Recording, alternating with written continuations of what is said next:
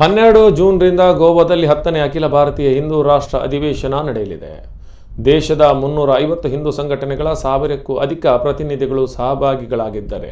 ಈ ಅಧಿವೇಶನಕ್ಕೆ America, England, Nepal ಈ ದೇಶಗಳ ಸಹಿತ ಭಾರತದ 26 ರಾಜ್ಯಗಳಲ್ಲಿನ 350ಕ್ಕಿಂತ ಹೆಚ್ಚು ಹಿಂದೂಗಳು ಭಾಗವಹಿಸಲಿಕ್ಕಿದ್ದಾರೆ.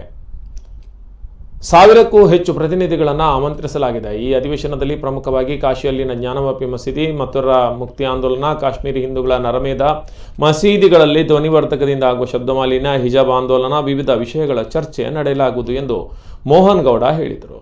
ಇದರಲ್ಲಿ ಕಳೆದ 9 ಅಧಿವೇಶನಗಳಲ್ಲಿ ಮಾಡಿದ ಹಿಂದೂ ಅಧಿವೇಶನದಿಂದ ಭಾರತದಾದ್ಯಂತ ಹಿಂದೂ ರಾಷ್ಟ್ರದ ಬಗ್ಗೆ ವಿಶೇಷವಾಗಿ ಚರ್ಚೆ ಪ್ರಾರಂಭವಾಗಿದೆ.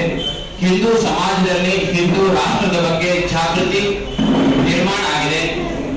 ಈ ವರ್ಷ 10ನೇ ಅಧಿವೇಶನವನ್ನ ಗೋವಾದಲ್ಲಿ ನಾವು ಆಯೋಜನೆ ಮಾಡಿದ್ದೇವೆ. ಈ ಅಧಿವೇಶನದಲ್ಲಿ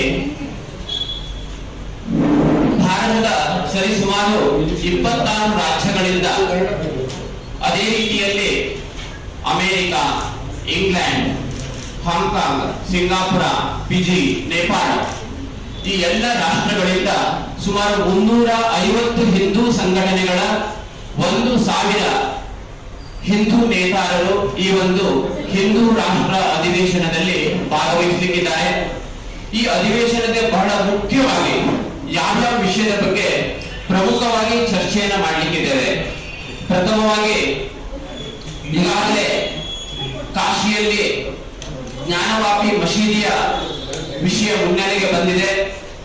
ಅದೇ ರೀತಿಯಲ್ಲಿ ಆ ವಿಷಯದಲ್ಲಿ ಅದೇ ಮುಂದುವರೆಯುವುದು ಹಿಂದೂ ರಾಷ್ಟ್ರದ ಒಂದು ಕನ್ವೆನ್ಷನ್ ನಡೀತಾ ಇದೆ. ಇದರ ಕೋಆರ್ಡಿನೇಷನ್ ಲಾಸ್ಟ್ 6 months ಇಂದ 6 ತಿಂಗಳುಗಳಿಂದ ಸ್ಪೀಕರ್ಸ್ ಯಾವ್ಯಾವ ಸಬ್ಜೆಕ್ಟ್ ಅಲ್ಲಿ ಯಾರ್ಯಾರಿಗೆ ಸಕ್ಸಸ್ ಸಿಕ್ಕಿದೆ, ಜ್ಞಾನವಾಪಿ ಆಗಿರ್ಬೋದು, ಹಲಾಲ್ ಆಗಿರ್ಬೋದು, ಅನೇಕ ಸಬ್ಜೆಕ್ಟ್ಗಳಲ್ಲಿ ಒಂದೊಂದು ರಾಜ್ಯದಲ್ಲಿ ಸಕ್ಸಸ್ ಇದೆ. ಆ ಸಕ್ಸಸ್ಸಿನ ಸ್ಟೋರಿಯನ್ನ ಹಂಚ್ಕೋಬೇಕು ಅಂದ್ರೆ ಅವರ ಟಿಪ್ಪಣಿ ಮತ್ತು ಅವರ ಒಂದು ಸ್ಪೀಚ್ ಇರ್ತದೆ. ಆ ಸ್ಪೀಚ್ ನಲ್ಲಿ ಆ ಸಕ್ಸಸ್ ಸ್ಟೋರಿಯ ಮಂತ್ರವನ್ನ ಅವರು ಕಾನೂನಾತ್ಮಕವಾಗಿ ಹೇಗೆ ಹೋರಾಡೋದು, ಯಾವ ಕಾನೂನಿನ ತೊಡಕಾಯ್ತು, ಆ ಸಕ್ಸಸ್ ಅನ್ನ ಬೇರೆ ಹಿಂದೂ ಸನಾತನಿಗಳಿಗೆ ಹೇಗೆ ಹಂಚ್ಕೋಬೇಕು ಅನ್ನೋದು ಇದರ ಮುಖ್ಯ ಉದ್ದೇಶವಾಗಿರುತ್ತೆ. 350 ಜನ ಸ್ಪೀಕರ್ಸ್ ಕರ್ನಾಟಕದಿಂದ ನಾವಿರ್ತೇವೆ, ಸೂಳಿಬೆಲೆ ಇರ್ತಾರೆ, ಮೋಹನ್ ಗೌಡಜಿ ಇರ್ತಾರೆ, ಅನೇಕರು ಇರ್ತಾರೆ.